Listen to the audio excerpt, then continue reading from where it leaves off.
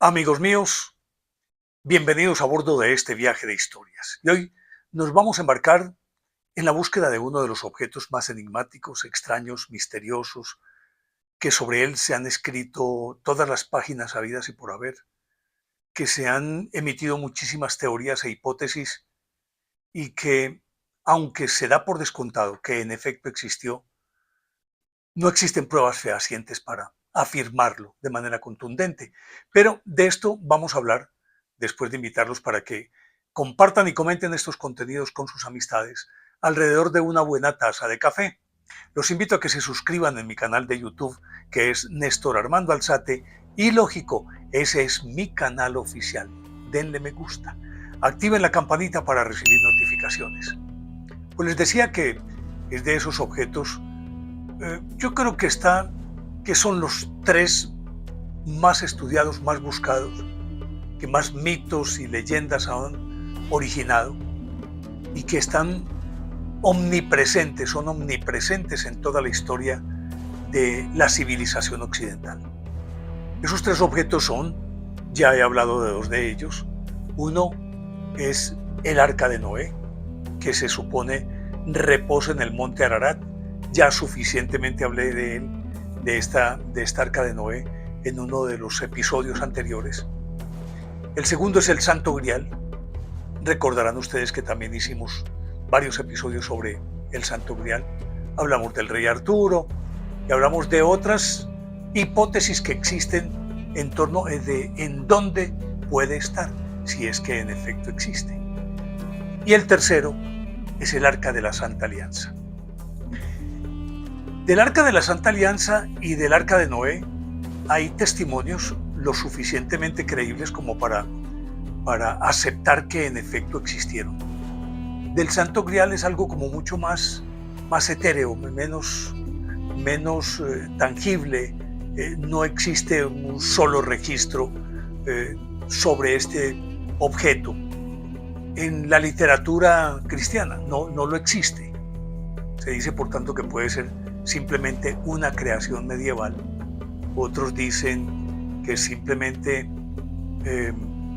se escondió o se perdió porque había gente interesada en que no se supiera.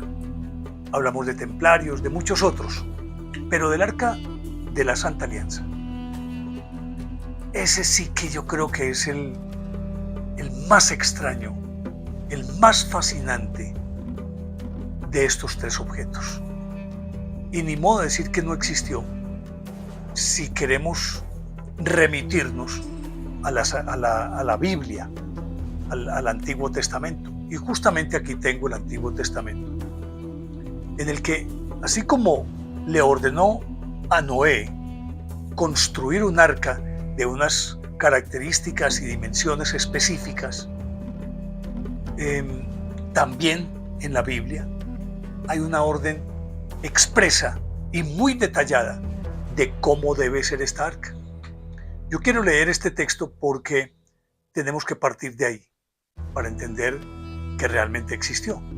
Y es un texto que está en el libro del Éxodo, capítulo 25, de los versículos 10 al 22. Lo voy a leer y ya sabrán por qué.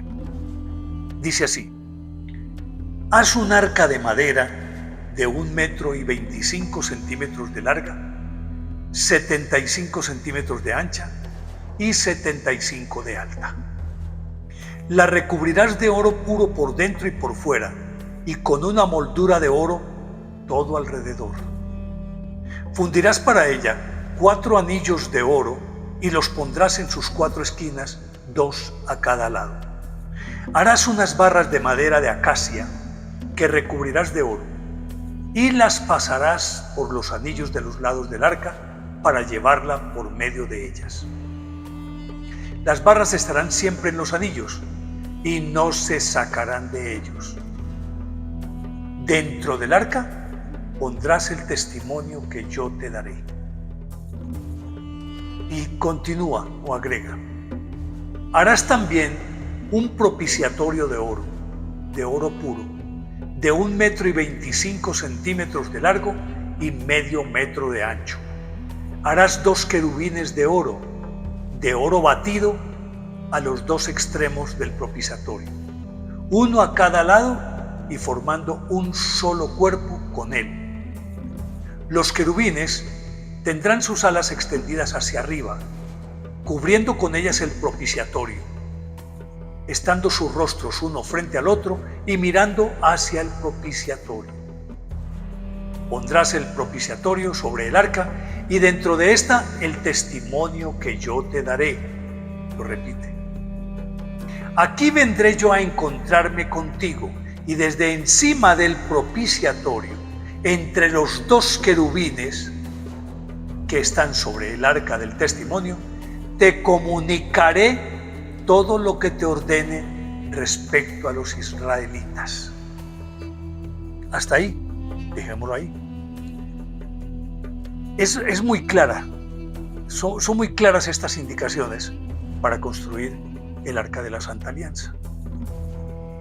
Pues bien, el arca fue construida y el arca se transformó en un objeto primordial, fundamental,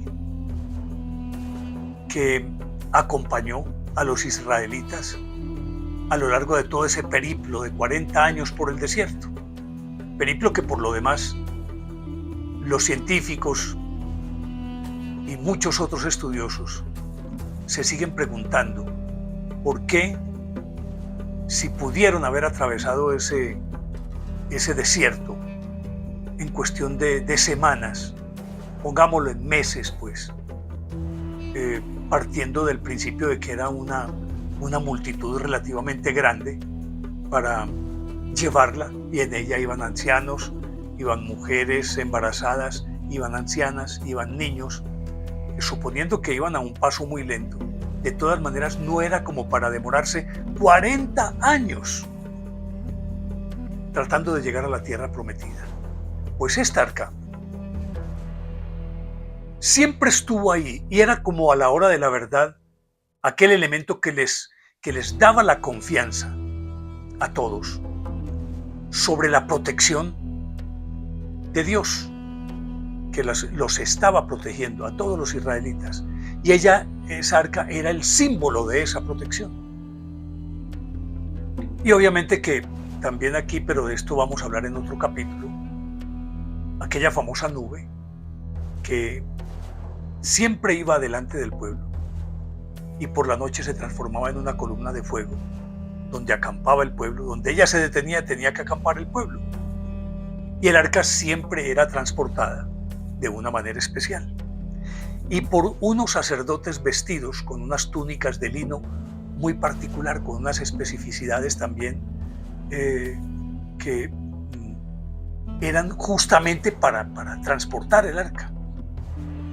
Como vemos, el arca tiene unas características, unas dimensiones, y esas características y dimensiones fueron vertidas en donde el objeto se construyó tal cual, y a partir de ahí empiezan los misterios. Porque resulta que el arca,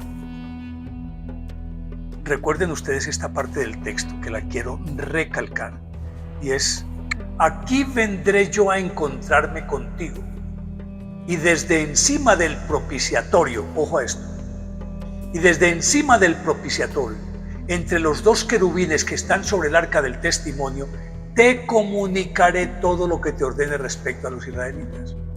Desde encima del propiciatorio, te comunicaré de entre los 2 querubines, desde ahí te comunicaré todo lo que te ordene respecto a los israelitas. En principio no tendría que pensar sería un sistema de comunicación. Si te está diciendo, y lo repite 2 veces, porque aquí en la parte de arriba dice que pondrán el testimonio que yo te daré, y que desde encima del propiciatorio yo me comunicaré. Hablaré en el medio de los 2 querubines. Desde ahí es que surge el mensaje. Entonces la pregunta es: ¿sería un aparato de comunicación muy particular y muy especializado? Algo así como lo que hoy consideraríamos como una radio o algo por el estilo para comunicarse entre partes distantes. Pero aparte de ello, se construye el arca con esas especificaciones tan particulares, recubierta de oro por dentro y por fuera, con unas anillas de oro, con unos palos que iban engarzados a través de las anillas para poder transportarlo. ¿Hasta qué punto esas anillas y esos palos eran casi que como unas especies de polos a tierra que podían neutralizar la potencia de este aparato? Y lo digo así porque se supone que este aparato tenía una función muy específica, aparte de la de comunicar, y era que en ella debían guardarse el testimonio que él habría de dar. Se asume que ese testimonio eran las tablas de la ley. Y tradicionalmente se aceptó que dentro del arca estaban las tablas de la ley. Pero ¿cuál otro testimonio le entregó? Nunca se supo. Y si recuerdan bien, pues el arca era a su vez un dispensador de comida.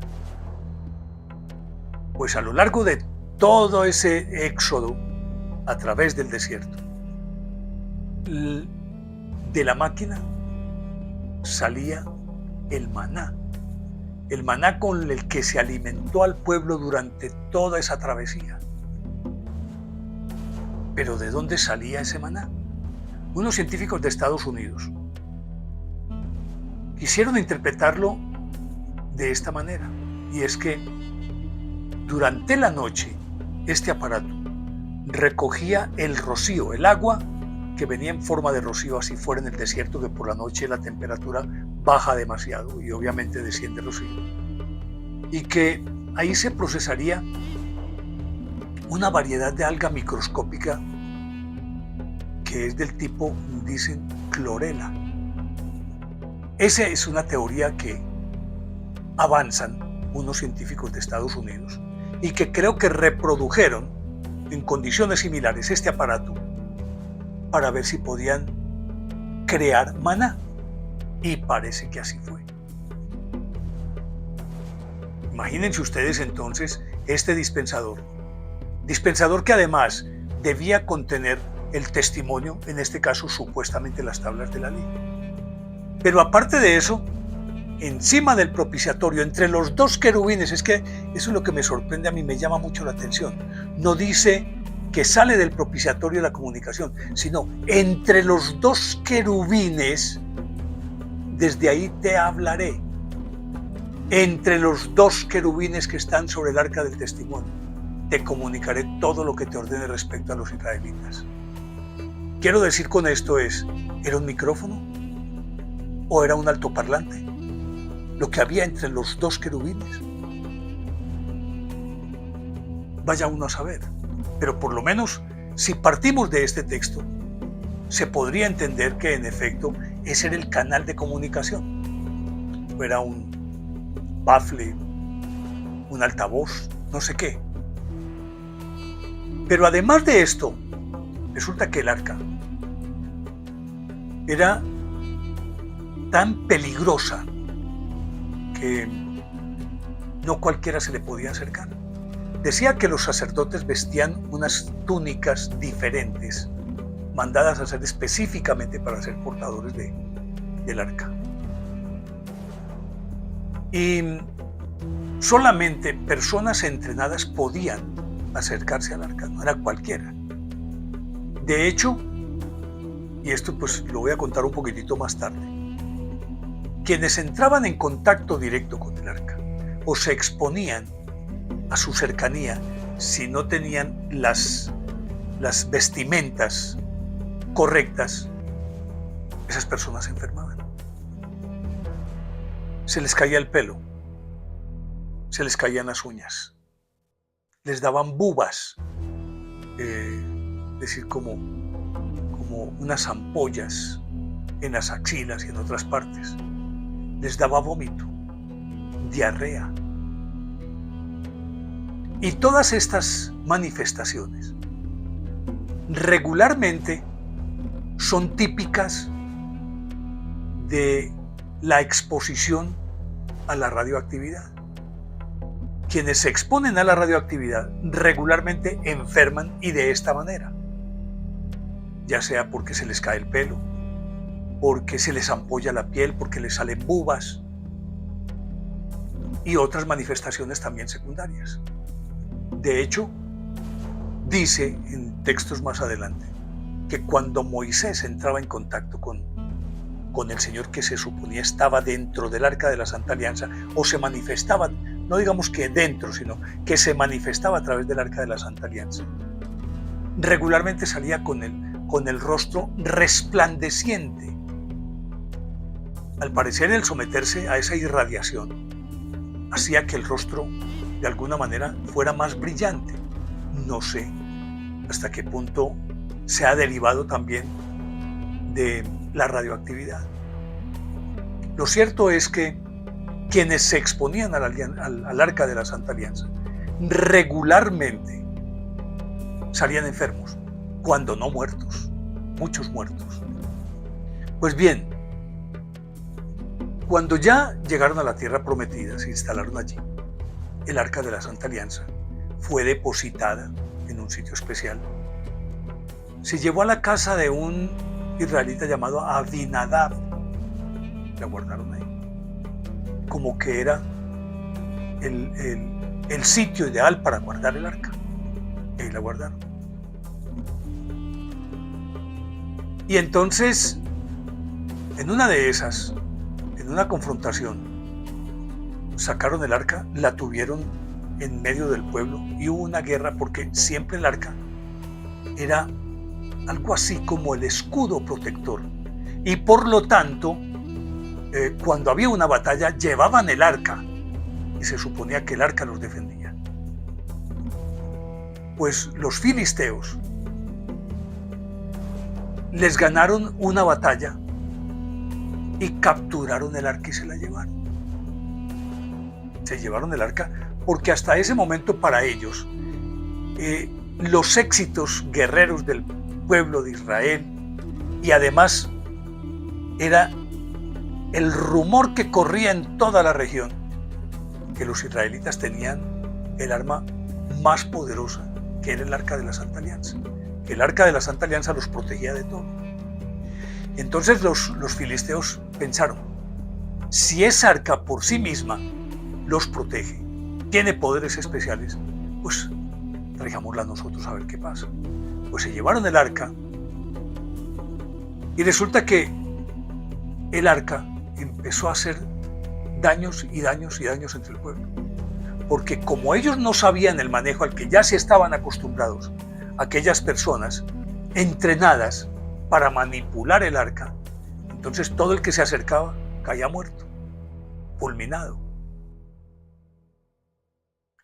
Y quienes se acercaban demasiado siempre se enfermaban de aquellos síntomas de los que les estoy hablando.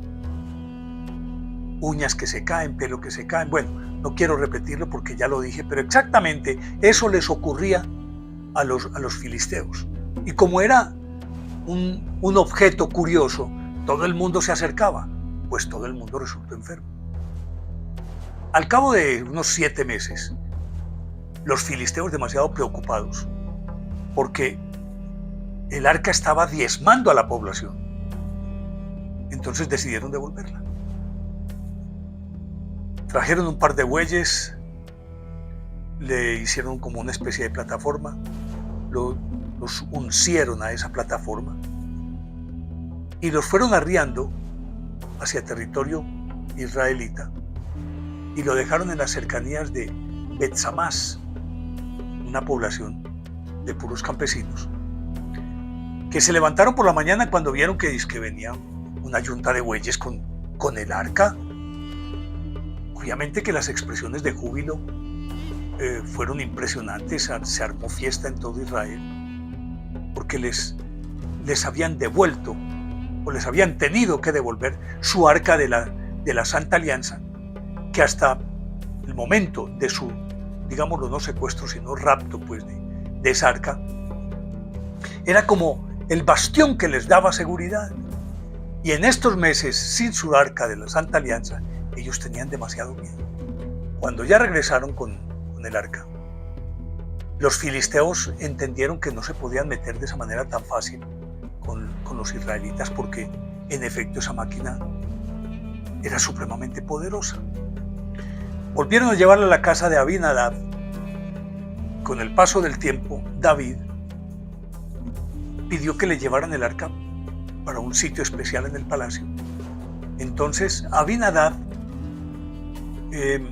comisionó a sus hijos, que estaban relativamente familiarizados con el arca, para que dirigieran el transporte, cargaran el arca. Y resulta que camino del palacio, los bueyes se asustaron y empezaron a cocear, pues, a lanzar patadas. Se desestabilizó el arca y uno de los hijos de Abinadab, llamado Osa, para no dejarla caer, la cogió directamente e inmediatamente cayó fulminado, muerto. Y ahí sí, pues, el terror sobrecogió a toda la gente por lo que acababan de ver. Con todo ello llevaron el arca y la llevaron al palacio de David. Y entonces David la hizo acomodar en una parte especial dentro del templo, en el tabernáculo. Y durante mucho tiempo estuvo ahí. Al final de cuentas, tal vez, sabiendo que el arca ya había cumplido una misión, que era proveerlos de comida, proveerlos de protección, servir de contacto directo entre Dios y el pueblo a través de Moisés, pues el arca era algo que respetaban, pero ya realmente no era tan trascendental para el pueblo, que tal vez notaba la falta que les hacía si eventualmente se la volvían a llevar, como ocurrió con los filisteos. Pues el arca estuvo ahí durante muchísimo tiempo, y Salomón, hijo de David, que lo sucedió en el trono por allá en el 925 a.C., hizo traer el arca y la acomodó en un lugar especial del templo llamado el Santísimo, y blindó ese espacio para que nadie pudiera tener acceso, porque, entre otras cosas, después de la muerte de Moisés, y pasó toda la historia, pasaron cientos de años, en determinados días del año, en fiestas especiales, un grupo reducido de sacerdotes entraba hasta el arca de la Santa Alianza, hacía un ritual y volvían a salir. Y muchas veces salían enfermos. Todos temían cuando les encomendaban la misión de entrar allá, porque muchos salían enfermos, e inclusive algunos de esos sacerdotes murieron. Pues Salomón entonces la hizo colocar ahí y blindó ese espacio. Desde ese momento desapareció. La gente se olvidó del arca. Nunca más se volvió a mencionar el arca. Y pasaron cientos de años, algo así como 300 años. Y en ese lapso, a Jerusalén la invadieron por lo menos en 4 oportunidades. Y saquearon el templo. Sin embargo, no tocaron con el arca. Y entonces, quienes le siguen el rastro al arca, se siguen preguntando, ¿estaba realmente en el Santísimo? Es decir, allá en ese espacio blindado. ¿O simplemente lo que hizo Salomón fue hacer creer que el arca estaba ahí y la guardó en otro lugar? Probablemente. Lo cierto es que, extrañamente, a pesar de los saqueos, el arca jamás fue tocada. Y no fue tocada probablemente porque no estaba allí.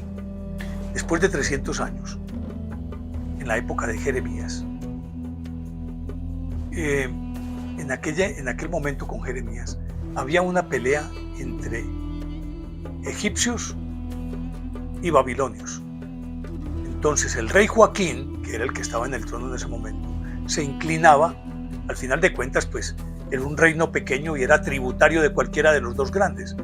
Entonces se inclinaba más por los egipcios y Jeremías más por los caldeos. Y cuando vino una invasión de los egipcios y en previsión de que viniera otra de los babilonios, Dios le ordenó a Jeremías que sacara el arca. Por lo tanto, podría estar en el Santísimo o en otro lugar cuya ubicación solo conocían unos cuantos, entre ellos Jeremías, o a Jeremías le comunicaron dónde estaba. Pues fue por el arca. La logró sacar. Se llevó el arca y cuenta la historia que la escondió en un determinado lugar.